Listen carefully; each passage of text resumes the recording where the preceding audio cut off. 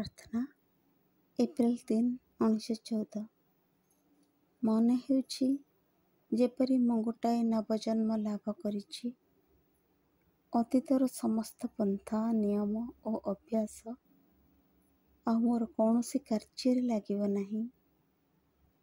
ଏକ ସମୟରେ ଯାହା ପରିଣାମ ବୋଲି ବୋଧ ହେଉଥିଲା, ଆଜି ତାହା କେବଳ ଗୋଟାଏ ପ୍ରସ୍ତୁତି। ମନେ ହେଉଛି ଯେପରି ଏପର୍ଯ୍ୟନ୍ତ ମୁଁ କିଛି ବି କରିନାହିଁ, ଯେପରି ଆଧ୍ୟାତ୍ମିକ ଜୀବନ ଆଦୌ ଯାପନ କରିନାହିଁ, ଯେପରି ସେହି ମାର୍ଗରେ ବର୍ତ୍ତମାନ ମୁଁ ପ୍ରବେଶ କରୁଛି।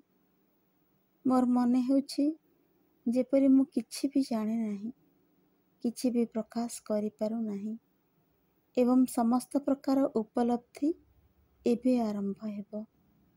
ସମସ୍ତ ଅତୀତ ଯେପରି ମୋ ଠାରୁ ଅନ୍ତର୍ହିତ ହୋଇଛି ଆଉ ଭୁଲ ଭ୍ରାନ୍ତି ଯେପରି କଟିଯାଇଛି, ସିଦ୍ଧି ମଧ୍ୟ ସେହିପରି ଖସି ପଡ଼ିଛି। ଯେପରି ସମସ୍ତ କିଛି ଅନ୍ତର୍ହିତ ହୋଇଛି, ଯଦ୍ୱାରା ସେହି ସ୍ଥାନରେ ରୂପ ଗ୍ରହଣ କରିପାରେ ଗୋଟିଏ ନବଜାତ ଶିଶୁ, ଯାହାକୁ ଆରମ୍ଭରୁ ହିଁ ଗଢ଼ି ତୋଳିବାକୁ ହେବ, ଯାହାର କୌଣସି କର୍ମବନ୍ଧନ ନାହିଁ, କୌଣସି ଅଭିଜ୍ଞତା ନାହିଁ, ଯାହା ତାହାର ଉପକାରରେ ଆସିବ। ଏପରିକି କୌଣସି ଭୁଲ ଭ୍ରାନ୍ତି ବି ନାହିଁ, ଯାହାକୁ ସେ ସଂଶୋଧନ କରିନେବ।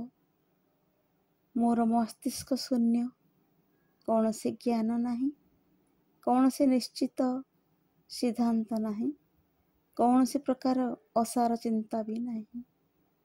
ମୁଁ ଅନୁଭବ କରୁଛି, ଏହି ଅବସ୍ଥାରେ ଯଦି ମୁଁ ଅବାଧରେ ନିଜକୁ ସମର୍ପଣ କରିପାରେ, ଯଦି ଜାଣିବାକୁ ବା ବୁଝିବାକୁ ଚେଷ୍ଟା ନ କରେ, ଯଦି ସମ୍ପୂର୍ଣ୍ଣ ରୂପେ ଗୋଟିଏ ଅବୋଧ ସରଳ ଶିଶୁ ତୁଲ୍ୟ ହେବାକୁ ସମ୍ମତି ଦିଏ, ତାହେଲେ କୌଣସି ନୂତନ ସମ୍ଭାବନା ମୋ ସମ୍ମୁଖରେ ଖୋଲି ଯାଇପାରେ। ମୁଁ ଜାଣେ ମୋତେ ବର୍ତ୍ତମାନ ସମ୍ପୂର୍ଣ୍ଣ ରୂପେ ଦେଇଦେବାକୁ ହେବ ଏବଂ ଗୋଟିଏ ଖାଲି ସାଦା କାଗଜ ପରି ହେବାକୁ ହେବ, ଯାହା ଉପରେ ହେ ଭଗବାନ ତୋର ସଂକଳ୍ପ, ତୋର ଚିନ୍ତା ଅବାଧରେ ନିର୍ଭୁଲରେ ଲିପିବଦ୍ଧ ହୋଇପାରେ। ହୃଦୟ ମୋର ଅସୀମ କୃତଜ୍ଞତାରେ ଭରି ଉଠିଛି। ମନେ ହେଉଛି ଯାହା ସକାଶେ ଏତେ ଦିନ ଅନ୍ୱେଷଣ କରୁଥିଲି, ଅବଶେଷରେ ତାହାର ଦ୍ୱାର ଦେଶରେ ଆଜି ଉପସ୍ଥିତ ହୋଇଛି।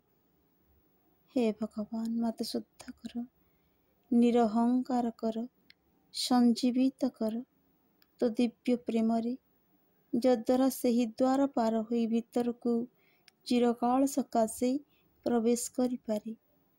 ହେ ଭଗବାନ, ମୁଁ ଯେପରି ହୋଇଯାଏ ତୋର ନିଃସନ୍ଦେହରେ ଓ ଅକୁଣ୍ଠ ଭାବରେ। ମା।